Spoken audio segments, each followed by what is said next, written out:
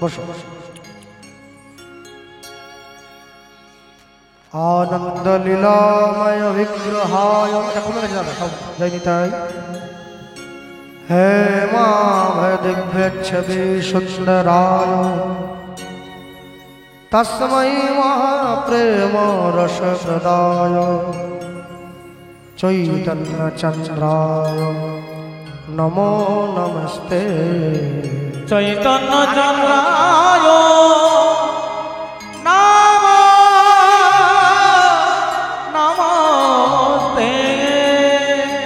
त्रिनादपि सुनिचेन तरोरोति सहिष्णुना आमानेन मानदेन कीर्तनीयो सदा हरि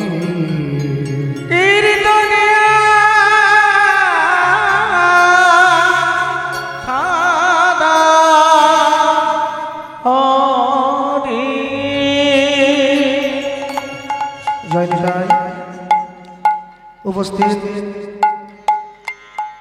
महामहालीला संकीर्तन रूपी महत्तर यज्ञानुष्ठान निकटस्थ दूरगत अनाहुत आहत निमंत्रित अनिमंत्रित যত ভক্তমণ্ডলী ভক্তিমতী মায়েরা আজকের এই হরিনাম সংকীর্তন ভগবানের লীলা গুণকথা শ্রবণ করার জন্য উপস্থিত হয়েছেন, সকলা শ্রীচরণে শতকোটি দণ্ডবত প্রণাম। অনন্ত অনন্ত কোটি বিশ্ব ব্রহ্মাণ্ডের অনন্ত অনন্ত কোটি ভক্তবৃন্দের চরণে অনন্ত অনন্ত কোটি দণ্ডবত প্রণাম।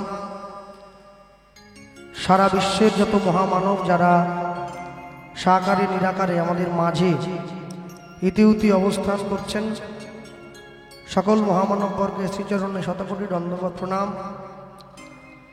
মানুষকে সম্মান দিলে সেই সম্মান ঈশ্বরে মেলে, সর্বশাস্ত্রে তাহার প্রমাণ পাই। কবিচণ্ডী দাস যিনি উচ্চকণ্ঠে বলেছেন, তিনি সবার উপরে মানুষ সত্য, দেখো তাহার উপরে নাই। নিতাই গৌর প্রেমানন্দে হরি বল হরি বল হরি বল। সবার আগে দাঁড়িয়ে আমরা যেটা বলবো আমি আপনাদের কাছে, সেটা হলো অন্য কিছু নয়। আজকে বিশেষ একটি তিথি চলছে। গত মঙ্গলবার দিন ভৈমী একাদশী তিথি ছিল, কালকে দ্বাদশী তিথি পালন করেছেন সকলে। তো আজকে নিয়ম মতোই ত্রয়োদশী তিথি, কিন্তু আজকের ত্রয়োদশী তিথি অন্য 5টা ত্রয়োদশী তিথির মতো নয়। আজ হচ্ছে নিত্যানন্দ ত্রয়োদশী তিথি। তো সবার আগে আপনাদেরকে বলতে গিয়ে যেটা বলার, আজকের এই দিন বিশেষ তাৎপর্যপূর্ণ।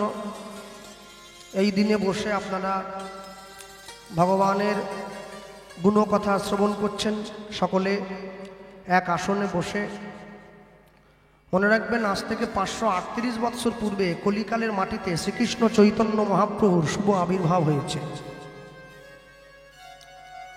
কিন্তু মহাপ্রভু তিনি যে এসে গিয়েছেন, মহাপ্রভুর থেকে আরো 12 বছর আগে নিতাই চাঁদ পৃথিবীতে এসেছেন। মহাপ্রভুর থেকে 12 বছরের বয়সে বড় নিতাই চাঁদ। মহাপ্রভুর জন্মস্থান হচ্ছে নবদ্বীপের অন্তদ্বীপ নামে একটি জায়গায়। মহাপ্রভু বাবার নাম জগন্নাথ মিশ্র, মায়ের নাম সচিরানী মিশ্র, তাদের ছেলে পণ্ডিত নিমাই মিশ্র। আর নিতাই চাঁদের জন্ম হয়েছে বীরভূম তারাপীঠ থেকে 11 কিলোমিটার দূরে, জায়গাটার নাম হচ্ছে একচক্রা। পিতার নাম মুকুন্দ বন্দ্যোপাধ্যায়, কেউ বলে হাড়াই পণ্ডিত, কেউ বলে হাড়াই ওঝা। আর মায়ের নাম হচ্ছে পদ্মাবতী। আর এটা হচ্ছে নিতাই চাঁদের 551তম জন্মতিথি আজকে। তা আমি সবার আগে বলতে গিয়ে বলবো, যারা দাপর যুগে কৃষ্ণ বলরাম হয়ে এসেছে, তারাই কলিতে নিতাই আর গৌর হয়ে এলো। সত্যযুগের ভগবান লক্ষ্মীনারায়ণ যুগল, ত্রেতা যুগের ভগবান রাম সীতা যুগল, দাপর যুগের ভগবান রাধা কৃষ্ণ যুগল, কলিযুগের ভগবান গৌর বিষ্ণুপ্রিয়া যুগল। কিন্তু যেহেতু বিষ্ণুপ্রিয়া দেবী প্রচার চান নাই, তাই তিনি নিজে আড়ালে থেকে নিতাই চাঁদকে সম্মুখে এগিয়ে দিয়েছে। তাই মানুষ জেনেছে কলিকালের ভগবান নিতাই গৌরাঙ্গ যুগল। দেখবেন আমার আপনার যখন বাড়িতে রাধাকৃষ্ণের ছবি রাখা হয়, বা এই যে চারদিকে মঠে মন্দিরে এত জায়গায় কীর্তন হয় আপনাদের 24 পরগনায়, সেখানে গেলে দেখবেন রাধাকৃষ্ণকে মাঝখানে দিয়ে নিতাই গৌরকে দুই দিকে হাত তুলে দাঁড় করিয়ে দেয় মানুষ।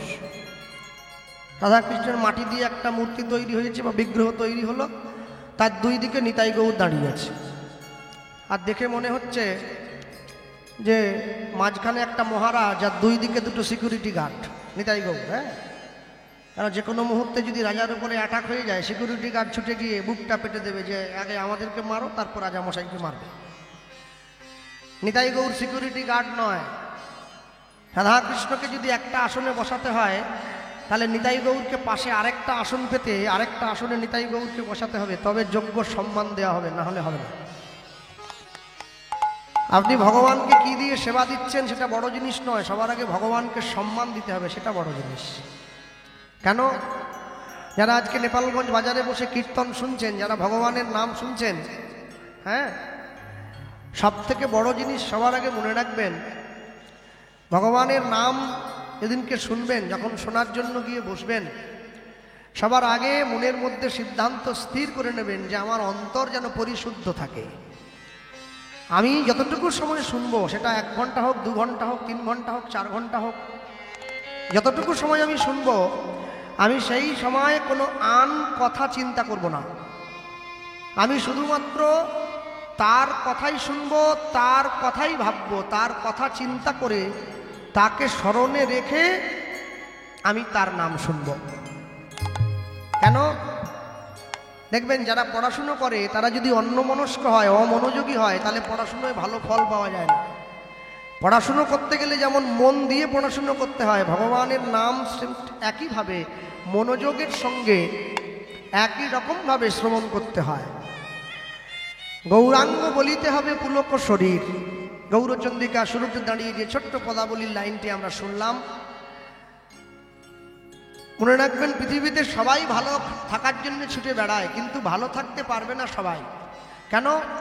এক বয়স্ক বাবা মৃত্যুর আগে তার ছেলের হাত ধরে বলেছিল, আমি তোমাকে 3টে কথা বলে যাচ্ছি বাবা, বলো এই 3টে কথা যদি তুমি জীবনে চলার পথে পাথেয় করে রাখতে পারো, তোমার জীবনে তোমাকে কেউ দুঃখ দিতে পারবে না, তুমি সুখী হবে। কেন জানেন? মানুষ পয়সা দিয়ে অনেক বড় একটা বাড়ি তৈরি করতে পারে, কিন্তু পয়সা দিয়ে কোনোদিন শান্তি কিনতে পারবে না। পয়সা দিয়ে বাজার থেকে অনেক দামি একটা বই কিনে আনা যায়, কিন্তু পয়সা দিয়ে কোনোদিনও বিদ্যা কিনতে পাওয়া যায় না। পয়সা দিয়ে বাজার থেকে অনেক দামি একটা ঘড়ি কিনে হাতে পরা যায়, কিন্তু পয়সা দিয়ে কোনোদিনও সময়কে কিনতে পাওয়া যায় না। বলছে সোনার ঘড়ি টিক টিক টিক, যা কিছু হইতেছে সবই হইছে ঠিক, জীবন চলিয়া যায় নদীর স্রোতের প্রায়, যে ইহা না বুঝিল তারে ধিক শতধিক। পয়সা দিয়ে বাজার থেকে অনেক দামি দামি পালঙ্ক কিনে আনা যায়, বিছানা কিনে আনা যায়, কিন্তু ঘুম কোনোদিন কিনতে পাওয়া যায় না। কিন্তু পয়সা দিয়ে বাজার থেকে অনেক ভালো ভালো জামা কাপড় পরে ভালো মানুষ সাজার অভিনয় করা যায়, কিন্তু মনুষ্যত্ব কোনোদিন কিনতে পাওয়া যায় না, ওটা অর্জন করে নিতে হয়। যার জন্য শোনরে মানুষ ভাই, সবার উপরে মানুষ সত্য, তাহার উপরে নাই। তো ছেলে বাবার কাছে গিয়ে বসেছে, বাবা ছেলের হাতটা ধরে বলছে, খোকা আমি তোমাকে 3টে জিনিস বলছি। কি 3টে জিনিস? বলছে আমার প্রথম কথা হলো, তুমি মনে রাখবে জীবনে যদি কোনোদিন ভালো খাওয়ার সুযোগ পাও, ভালো খাওয়ার সুযোগ পেলে কোনোদিন ছাড়বে না, যেখানে ভালো খাবার পাবে তুমি সঙ্গে সঙ্গে খাবে, প্রথম কথা। আমার দ্বিতীয় কথা, যদি কোনোদিন ভালো বিছানা পাও, তুমি ভালো বিছানা পেলে ঘুমানোর সুযোগ ছেড়ো না, ঘুমিও। আর 3, জীবনে যদি কোনোদিন ভালো বাড়িতে থাকার সুযোগ পাও, এই আজ যেমন আমরা পেয়েছি, কেন আমার তো এত বড় বাড়ি নেই, কমিটি আমাকে যে বাড়িতে তুলেছে, আমার তো ছোট বাড়ি, তাই এত বড় বাড়িতে আমাকে তুলেছে, সুযোগ আমি কি ছাড়বো? ছুটে গিয়ে কষ্ট একটু হয়েছিল উপরে উঠতে, সিঁড়ি তো দেখ, তবু সুযোগ আমি ছাড়িনি, উঠে পড়েছি। হ্যাঁ, তো ছেলে বলছে, বাবা আমার তো নিজের খাবার পয়সা নেই, তুমি আমাকে বলছো জীবনে যদি ভালো খাবার পাও কোনোদিন খেতে ছাড়বে না, আমার তো নিজেরই খাবার পয়সা নেই, ভালো খাবার পাবো কোথার থেকে? বাবা তখন বলছে, তোমার যখন প্রচন্ড খিদে পাবে, তুমি হাতের সামনে যে খাবারটা পাবে সেটাই তোমার কাছে জীবনের সব থেকে দামি খাবার। মনে রেখো, মানুষের যখন প্রচন্ড খিদে পায় তখন সে খাবারের গুণ বিচার করে না, আগে পেট ভরানোর কথাটা ভাবে। তাই যখন তোমার প্রচন্ড খিদে পাবে, তুমি যদি হাতের সামনে শুকনো কটা মুড়ি পাও, তুমি জানবে ওটাই তোমার কাছে সব থেকে ভালো খাবার, ভক্তি ভরে খাবারটা গ্রহণ করবে। 2, জীবনে যদি কোনোদিন ভালো বিছানায় ঘুমানোর সুযোগ পাও, সুযোগ ছেড়ো না। তোমার যখন প্রচন্ড ঘুম পাবে, তুমি যদি ছেড়ে একটা মাদুর পেতেও মাটিতে ঘুমো, তুমি সেখানে শান্তিতে ঘুমোতে পারবে, ওটাই তোমার জন্য শ্রেষ্ঠ বিছানা। আর 3, জীবনে যদি কোনো ভালো বাড়িতে থাকার সুযোগ পাও, তুমি কোনোদিন ছেড়ো না বাবা। কেন? মনে রাখবে, ঘর বড় হোক মনে অশান্তি থাকুক এ ঘর চেয়েও না, ঘর ছোট হোক মনে শান্তি থাকুক সেই ঘরটা চাইবে। তোমার অনেক বড় বাড়ি, 3 তলার উপরে তুমি থাকো, ঠান্ডা মেশিন বসিয়েছ ঘরে, নরম গদিতে পালঙ্কে শুয়ে আছো, শীতকালে গরম হয়, গরমকালে ঠান্ডা হয়, এমন ঘর তুমি তৈরি করেছ। কিন্তু আশ্চর্য কি জানো, তুমি যখন প্রত্যেকদিন রাত্রেবেলা ঘুমোতে যাচ্ছ, ডাক্তার তোমাকে 3টে করে ঘুমের ট্যাবলেট লিখে দিয়েছে, তোমাকে 3টে ঘুমের ট্যাবলেট খেয়ে জল খেয়ে তারপরে ঘুমোতে যেতে হচ্ছে। তা আমার মনে হয় তুমি শান্তিতে নেই, তুমি অশান্তিতে আছো। আর তোমার ছোট্ট একটা একতলা কুঁড়ে ঘর, তুমি মাদুর পেতে মাটিতে শুয়েছো, ঘুমানোর শোয়ার সঙ্গে সঙ্গে তোমার ঘুম হয়ে গেল, এক ঘুমে পরের দিন সকাল, তুমি জানবে তুমি শান্তিতে আছো। যতদিন পর্যন্ত তোমার জীবনে শান্তি থাকবে, তোমার জীবনে ভালোবাসা থাকবে, তোমার জীবনে প্রেম থাকবে, ততদিন পর্যন্ত তোমাকে কেউ দুঃখী করতে পারবে না। যেদিন তোমার জীবন থেকে শান্তি চলে যাবে, সেদিন তুমি বুঝবে যে তুমি সব থেকে বড় দুঃখী মানুষ এই পৃথিবীতে। গৌরাঙ্গ বলিতে হবে পুলক শরীর, যেদিন গৌরাঙ্গের নাম নিতে গিয়ে আমার অন্তর কম্পিত হবে, সেদিন আমি বুঝবো যে একটু হলেও তার জন্য ভালোবাসা আমার মনে তৈরি হয়েছে। হ্যাঁ, আশ্চর্য কি জানেন, সব থেকে বড় আশ্চর্য হলো, মানুষে কীর্তন শুনতে বসে, আর কীর্তন শুনতে শুনতে যখন খুব খিদে পায়, মানুষে ছুটে গিয়ে দোকানে গিয়ে একটা ডিম সিদ্ধ কিনে নেয়, এবার ডিম সিদ্ধটা খেলো, একটু জল খেলো, আবার এসে কীর্তন শুনছে। মাছ মাংস ডিম পেঁয়াজের সঙ্গে কোনোদিন হরিনাম যায় না। তাহলে বুঝতে হবে এখনো পর্যন্ত তার জন্য ভালোবাসা তৈরি হয় নাই মনে। যেদিন সেই ভালোবাসাটা তৈরি হবে, তাহলে আপনি চাইলেও খেতে পারবেন না। আস্তে কেন? এই যে বাবারা মায়েরা বসে আছেন, আমাকে একটা মন্দিরে নিয়ে যাওয়া হয়েছিল প্রণাম করতে, কালী দুর্গার মন্দির এই ভিতর দিয়ে। এখানে প্রত্যেক বছর পুজো হয়, অনুষ্ঠান হয়, আমি মন্দিরে প্রণাম করলাম।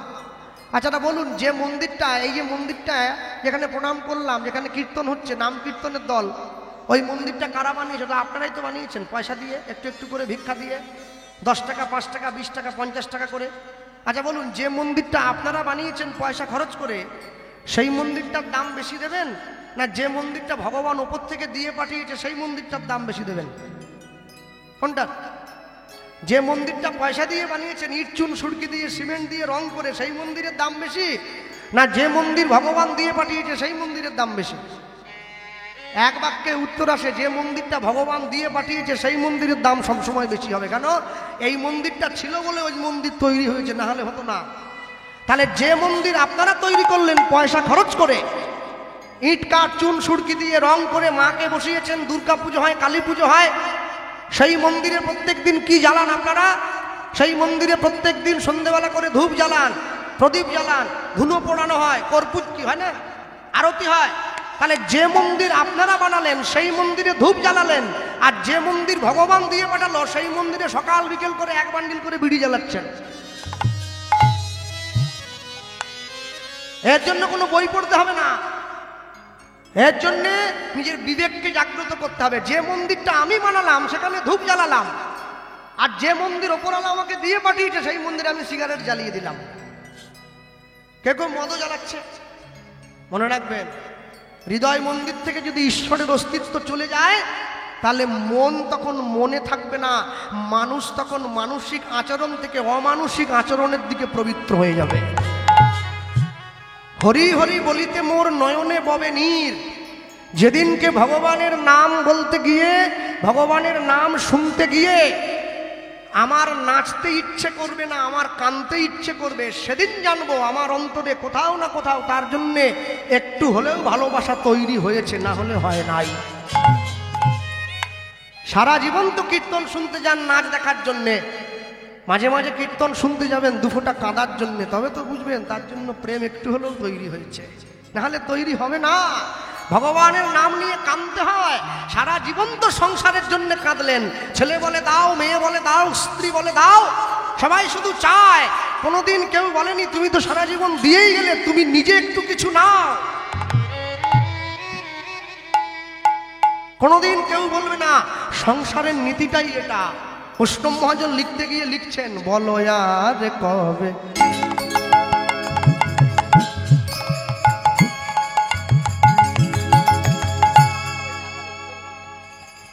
বলো আর কবে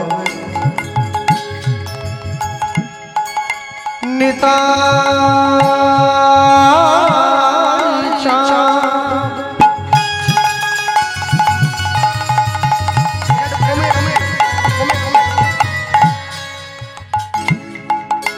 বলো বলো আর কবে নিতাই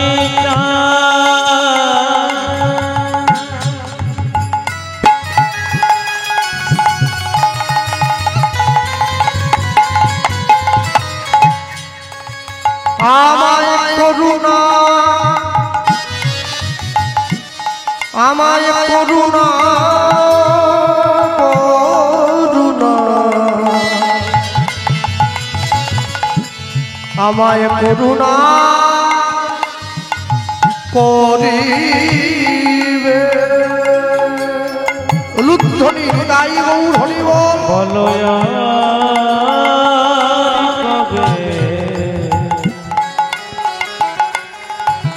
নিতাই দয়া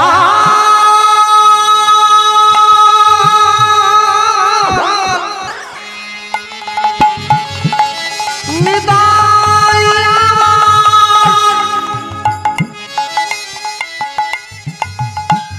নিতাই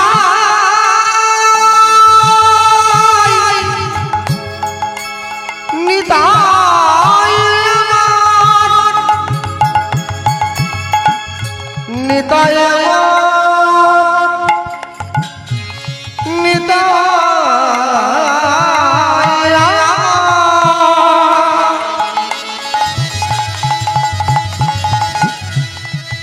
নিতাই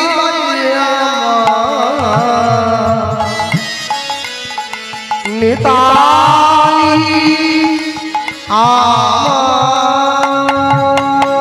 বলো আর কবে নিতাই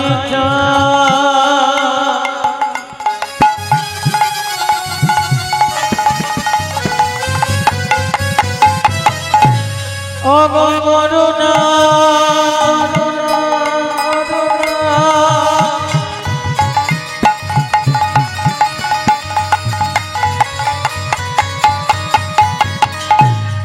করুণা করিবে।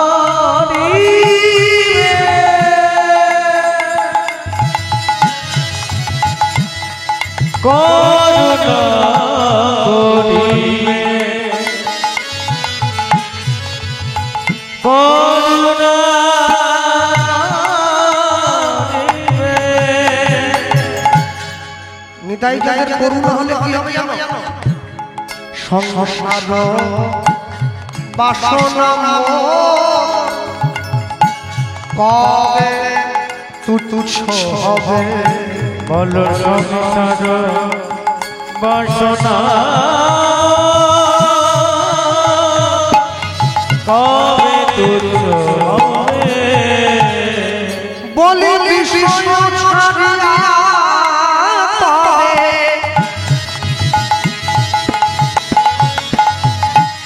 শুদ্ধ হবে। কবে হে হব ওই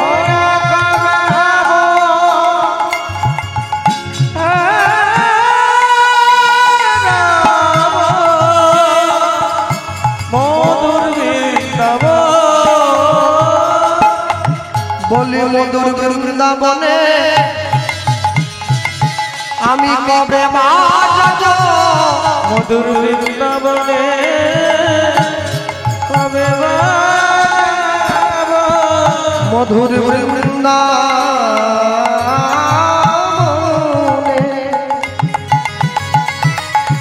আমি কবে মা যাব মধুর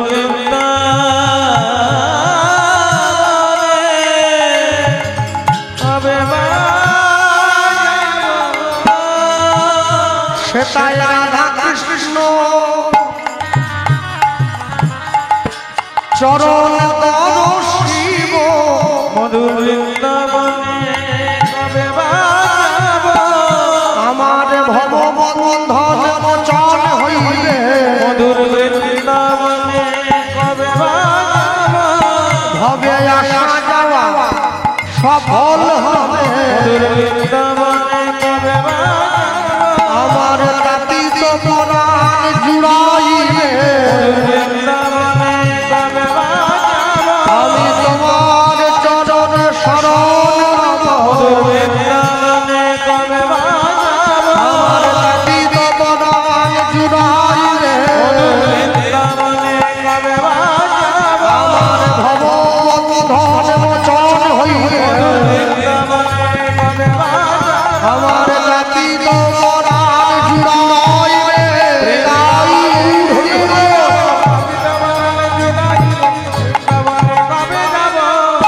বৃন্দাবনে কবে যাব বলি কবে যাব মধুর বৃন্দাবন কবে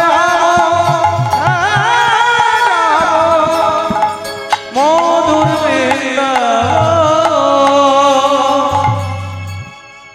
আজ থেকে 538 বছর পূর্বে মানুষের দরজায় মানুষের সাজে মানুষের বেশে ভগবান গিয়ে দাঁড়িয়েছেন হাত জোড়ো করে কলির জীবকে নাম দিয়েছিল তোমরা একবার কৃষ্ণ বলো গৃহে বা বনেতে থাকো হা গৌরাঙ্গ বলে ডাকো নরোত্তম মাগে তার সঙ্গ তুমি যেখানেই থাকো যে অবস্থায় থাকো যেভাবেই থাকো না কেন তুমি যদি দিন শেষে একটি বার তুমি যদি তার চরণে শরণ নিতে পারো তোমার জীবনের সকল জ্বালা থেকে তুমি এক না একদিন ঠিক নিষ্কৃতি লাভ করবে মনে রাখবেন যারা ভারতবর্ষের মাটিতে হিন্দু বাঙালি ঘরে জন্ম নিয়েছেন আপনাদের পরম সৌভাগ্য জনম ধন্য হয়েছে কেন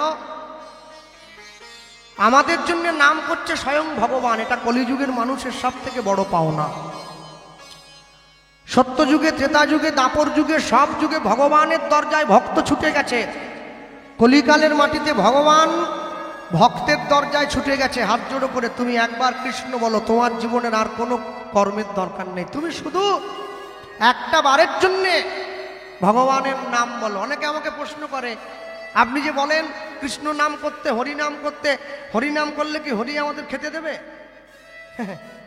হরিনাম করলে হরিনাম আমাদের খেতে দেবে না হরিনাম করলে আমার ভবে আশা যেই জন্য আমি সেই কারণটা আমার আশাটা সফল হবে কেন যে টোটোওয়ালা প্রত্যেক দিন টোটো চালিয়ে 300 টাকা রোজগার করে সে শুধুমাত্র খেয়ে পরে বেঁচে থাকার জন্য পয়সা রোজগার করে কিন্তু যে লোকটা প্রত্যেক দিন 1 লক্ষ টাকা রোজগার করে সে শুধুমাত্র খেয়ে পরে বেঁচে থাকার জন্য পয়সা রোজগার করে না সে সমাজকে হাতের মুঠোয় রাখার জন্য পয়সা রোজগার করে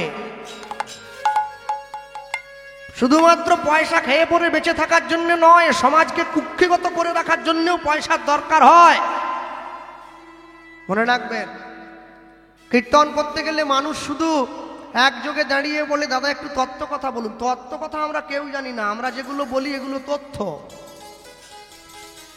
তত্ত্ব কথা যদি কেউ জেনে যায় কীর্তন গাওয়া তো দূর সে আর সংসারে থাকতেই পারবে না সংসার থেকে বেরিয়ে চলে যাবে তত্ত্ব কথা কে জেনেছে ব্যাসদেবের ছেলে সুখদেব সে বুঝেছিল তত্ত্ব কথা কেন মাতৃগর্ভ থেকে জন্ম হয়ে সোজা রাস্তা দিয়ে হেঁটে চলে যাচ্ছে 16 বছরের যুবক যার গায়ে কোনো পোশাক নেই গায়ে বড় বড় লোম হয়ে গেছে, সোজা রাস্তা দিয়ে হেঁটে যায়।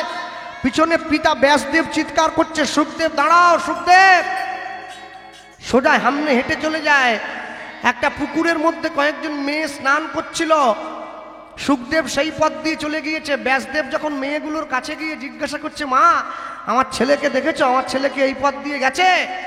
মেয়েগুলো ব্যাসদেবকে প্রশ্ন করছে, আপনি তো বড্ড নির্লজ্জ। বলে, কেন? আপনি সাধু হয়েছেন, আপনি ঋষি হয়েছেন, মুনি হয়েছেন, আপনার এই বোধ নেই যে আমরা মেয়েরা স্নান করছি সেই ঘাটে এসে দাঁড়ানো উচিত নয়? ব্যাসদেব চমকে উঠলেন, কি বলছো? আমি 100 বছরের বয়স্ক লোক, আমাকে থেকে এই কথা বলছো? আর আমার ছেলে যে তোমাদের সামনে দিয়ে চলে গেল, যার বয়স 16 বছর, তাকে দেখে তো কই তোমরা বললে না? লজ্জা যদি পেতে হয় তাকে দেখে পাও, আমাকে দেখে পাচ্ছ কেন? মেয়েগুলো বলে উঠলো, আপনার ছেলেকে দেখে লজ্জা পাইনি। কেন জানেন? আপনার ছেলের দেহে কোনো বিকার নেই, আপনার ছেলে মায়া মুক্ত, আপনি মায়াবদ্ধ। তত্ত্বকথা সেই জেনেছিল, তত্ত্বকথা সে জানে যার মুখের কথায় পরীক্ষিত মহারাজের মৃত্যু ভয় চলে গিয়েছিল, তাকে বলে তত্ত্ববিদ।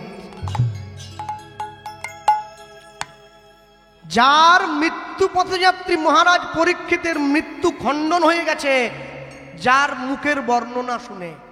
আমরা কেউ তত্ত্ব জানি না, আমরা যেগুলো বলি এগুলো তথ্য।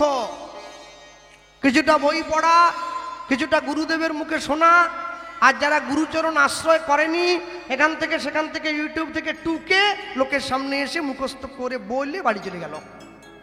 একে বলে তথ্য, একে তত্ত্ব বলে না। তত্ত্ব যে জানবে সে কোনোদিন সংসারে থাকবে না। 3 বন্ধু একসঙ্গে প্রতিদিন ভাগবত পাঠ পড়াশুনো করতে যায়। ভাগবত কোন আশ্রমে যায়? শান্তিপুনি মুনির আশ্রমে, যেখানে সুদামা আর কৃষ্ণ পড়াশুনো করছে। 3 বন্ধু একসঙ্গে যায় প্রত্যেক দিন। আজকে কৃষ্ণ গিয়ে 3 বন্ধুকে দাঁড়িয়ে বলছে, তোমরা কোথায় যাও? আমার গুরুদেবের আশ্রমে। বলছে, হ্যাঁ। কি পড়তে যাও? বলে, আমরা ভাগবত পড়তে যাই। কৃষ্ণ সঙ্গে সঙ্গে হেসে বলছে, তোমাদের কারোরই ভাগবত পড়া হয়নি। 3 বন্ধু সঙ্গে সঙ্গে বলে উঠলো, হয়নি মানে কি বলছো? দেখবে মুখস্থ বলে দেবো, সব মুখস্থ হয়ে আছে। কৃষ্ণ বলছে, মুখস্থ হয়েছে ভাই, পড়া হয়নি। এই মুখস্থ হওয়া পড়া হওয়া কি আলাদা? বলে, নিশ্চয়ই। শোনো, নিজে রান্না করে খাওয়া আর অপর রান্না করেছে তার রান্নায় ভুল ধরা, দুটো কি এক? দুটো এক নয়। নিমন্ত্রণ বাড়িতে নিমন্ত্রণ খেতে গিয়ে দাঁত দিয়ে কাঠি দিয়ে দাঁত খোঁচাতে খোঁচাতে তারাই নিমন্ত্রণ বাড়ির বদনাম করে, এরা জীবনে কোনোদিন কাউকে ডেকে 1 থালা ভাত দেয়নি। আগে তুমি নিজে একটু লোককে খাওয়াও, তারপরে তো বদনাম করবে। তাহলে বদনাম করে লাভ কি হবে? হ্যাঁ, কৃষ্ণ বলছে তোমাদের ভাগবত মুখস্থ হয়েছে, ভাগবত পড়া হয়নি। কি বলছো গো?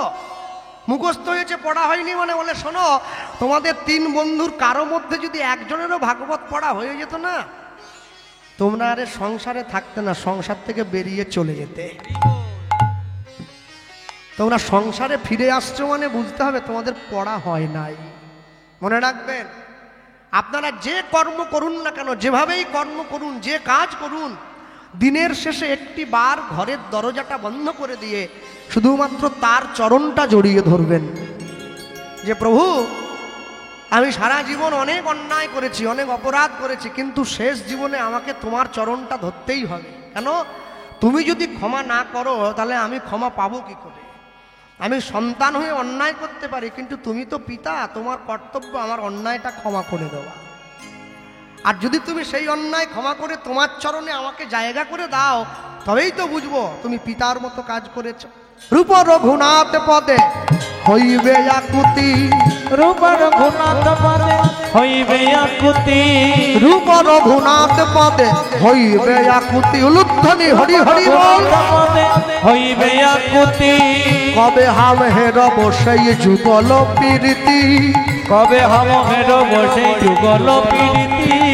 রূপ রঘুনাথ পদে রহু মরয়াস, রূপ রঘুনাথ পদে রঘু মরয়াস, রূপ রঘুনাথ পদে রহু মরয়াস।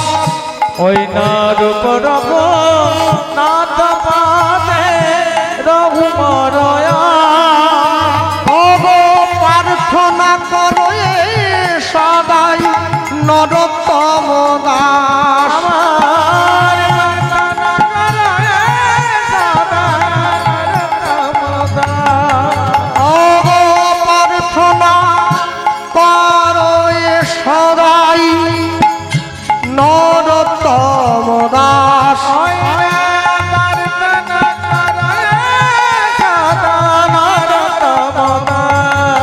বলি আমার ভাগ্যে হলো না গো, বলি আমার ভাগ্যে হলো না গো। বলি সবাই তোমার নাম পেল, আমার ভাগ্যে হলো না গো। বলি সবাই তোমার নাম পেল, এমন পতিত পাবো নবতারে। আমার ভাগ্যে হলো না গো। বলি আমি পতিত রইলাম পড়ে, হরি হরি বল। হলো না গো। পতিত মনে আমার ভাগ্যে হলো না গো। আমার ভাগ্যে হলো না গো। আমার ভাগ্যে হলো না গো। প্রার্থনা করো হে সদা নরোত্তম দাস। প্রার্থনা করো হে সদা নরোত্তম দাস। রূপ রঘুনাথ পদে রহু মরয়াস। প্রার্থনা করো এ সদাই নরোত্তম দাস। প্রার্থনা করো সদা নরোত্তম দাস। চলো ছোট্ট করে গৌরচন্দ্রিকা শুনলাম, লীলা মাধুর্যে প্রবেশ করি, যা গাইব। আজ নিত্যানন্দ ত্রয়োদশী নিতাই চাঁদের কথা বলতে গিয়ে সবার আগে বলবো, আর যেহেতু আজকে অন্যদিকে যাওয়ার কোনো পথ নেই, তাই নিত্যানন্দ ত্রয়োদশীর দিন আজকে কীর্তনের আসনে বসে আমরা নিতাই চাঁদের কথা শুনব। আর শুনতে গিয়ে সবার আগে বলবো, সবসময়ের জন্য মনে রাখবেন, নিতাই চাঁদ যদি না থাকতো কলিযুগের মানুষ গৌরাঙ্গ মহাপ্রভুকে পেত না। হেন আসতে যদি নিতাই না আসিত, নিমাইকে কি চিনত লোকে?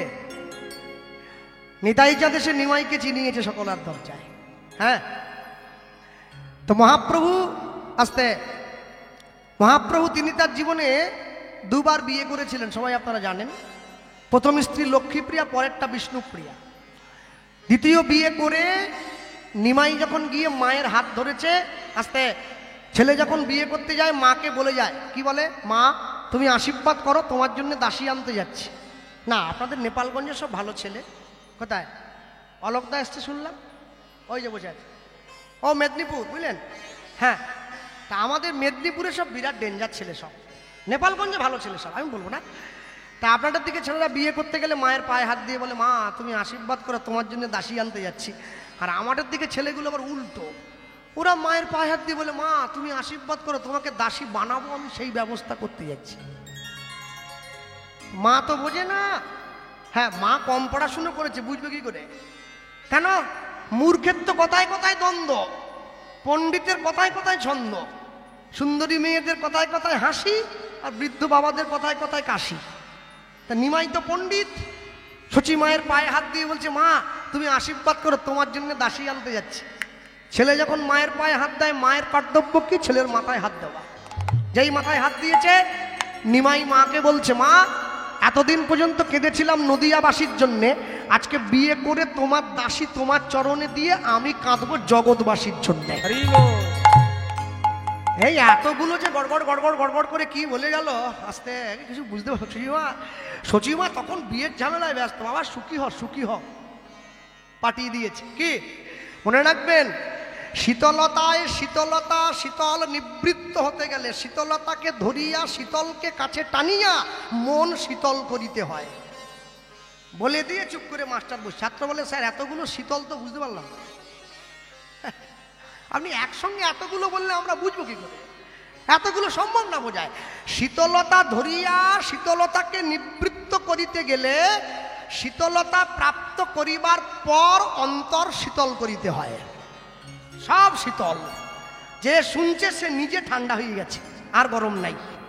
চলো, হ্যাঁ, বিষ্ণুপ্রিয়াকে বিয়ে করে এসে সচিমায়ের হাতটা ধরিয়ে দিয়ে নিমাই বলে উঠছে, মা কি এই রইল তোমার দাসী, এবার আমায় বিদায় দাও, এবার আমি আসি। পণ্ডিত তো ছন্দ করে করে বলছে। তো মা বলছে, নিমাই বৌমাকে নিয়ে একটু ফুলশয্যার ঘরে বসবি না, যুগল দর্শন করব। আমাদের মতো কলিযুগের জীবকে উদ্ধারের জন্য মহাপ্রভু সন্ন্যাস হয়েছেন।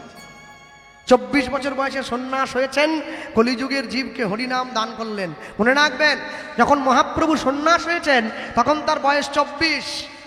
যখন বিবেকানন্দ আমেরিকার চিকাগো ধর্মসভায় গিয়ে হিন্দুদের মান বাড়ালেন তখন তার বয়সটাও 24। তাই যখন যদি তুমি কিছু করতে চাও যৌবন বয়সে করো, বুড়ো বয়সে করতে গেলে আর হবে না। অনেকে বলে না না এখন থেকে একাদশী করে লাভ নেই, আরেকটু বয়সটা হোক, আরেকটু বয়স হলে মানে একটু বুড়ো হলে। আরে বুড়ো হলে হরি বল বলতে পারবে নি, হাওয়া বেরিয়ে যাবে, বলে হরি বল। যখন তোমার যৌবন তখন করো গোবিন্দ ভজন, তখন তোমার এক মন। আমেরিকার থেকে যারা ইস্কনে এলো ওরা হরে কৃষ্ণ বলতে পারবে, হরে কৃষ্ণ হরে কৃষ্ণ উচ্চারণ হয় না তো, ইংরেজিতে কথা বলে, বাংলা বলতে কষ্ট হচ্ছে। কিন্তু দুঃখ কি জানে, বলতে পারে না তবু বলে আমি বলতে পারি কিন্তু বলি না। যে বলতে পারছে না সে বলছে, যে বলতে পারে সে বলে না। কেন? যে জামাই নিজের বাবার থেকে শ্বশুরকে বেশি গুরুত্ব দেবে তার জীবনে দুঃখ আছে বিরাট। নিজের বাপকে ভালোবাসতে হয় সবার আগে। ভক্তমণ্ডলী মায়েরা, আমাদের মতো মূর্খ কলির জীবগুলোকে, এই অধম সন্তানদেরকে উদ্ধার করার জন্য মহাপ্রভু নাম নিয়েছেন। সচিমায়ের আদেশে বৃন্দাবনে আর যা হয়নি, পুরীধামে রয়ে গেলেন। আর ওই যে পুরীধামে, তুমি এখানে বসো না, দাঁড়িয়ে আছো কেন বাইরে? হ্যাঁ, পুরীধামে গিয়ে রইলেন।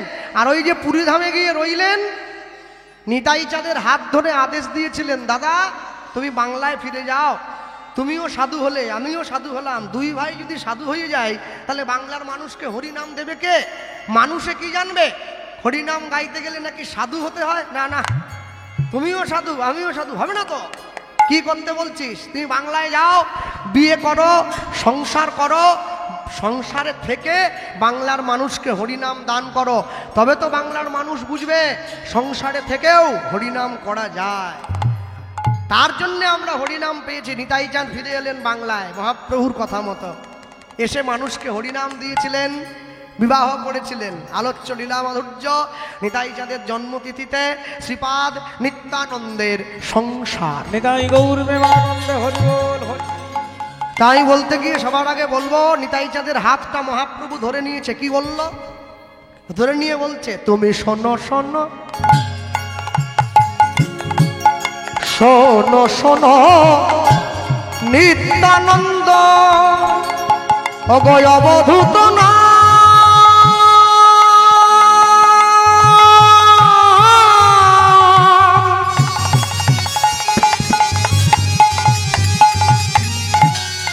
দাদা নিতাই আমার, দাদা নিতাই আমার, দাদা নিতাই আমার। শোনো শোনো উলুধ্বনি নিতাই গৌর হরি বল।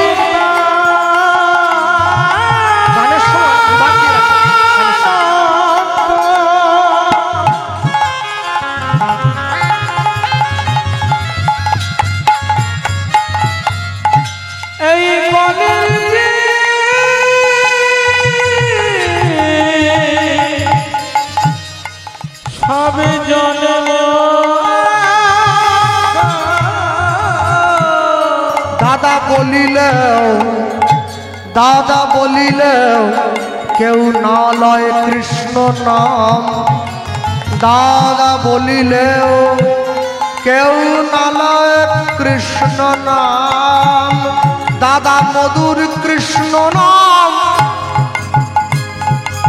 কেউ নিল না, দাদা মধুর কৃষ্ণ নাম, দাদা মধুর কৃষ্ণ নাম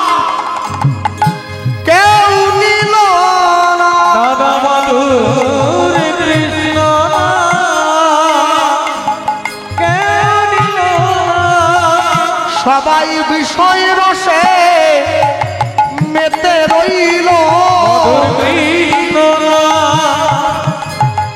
কেউ নিল শুধু মিছে মায়ায় বদ্ধ হয়ে রইল। মধুর কৃষ্ণ নাম কেউ নিল না। বাবা শোনো শোনো আমার কথা, কৃষ্ণ নাম কেউ নিল না। এ যে কথা নয় আমার মনের ব্যথা, কৃষ্ণ নাম কেউ নিল না। জীবের হাতে ধরিবে আর পায়ে পড়ি, মধুর কৃষ্ণ নাম কেউ নিল না। জীবকে হরি নামে হরিকে নামায়ে আনবে, কৃষ্ণ নাম কেউ নিল না। বলি প্রতি ঘরে ঘরে যাবে, কৃষ্ণ নাম কেউ নিল না। বলি দারে দারে নাম বিলাইবে নিতাই গৌর হইব। দারে দারে দারে বিদায়। কৃষ্ণ নাম কেউ নিল না। কৃষ্ণ নাম কেউ নিল না। দাদা বলিলে না লয় কৃষ্ণ নাম। দাদা বলিলে না লয় কৃষ্ণ নাম। দাদা বলিল না লয় কৃষ্ণ নাম। দাদা বলিল না লয় কৃষ্ণ নাম। প্রতি ঘরে ঘরে গিয়া করো এই ভিক্ষা, বলো কৃষ্ণ গাও কৃষ্ণ, তোমরা করো কৃষ্ণ শিক্ষা।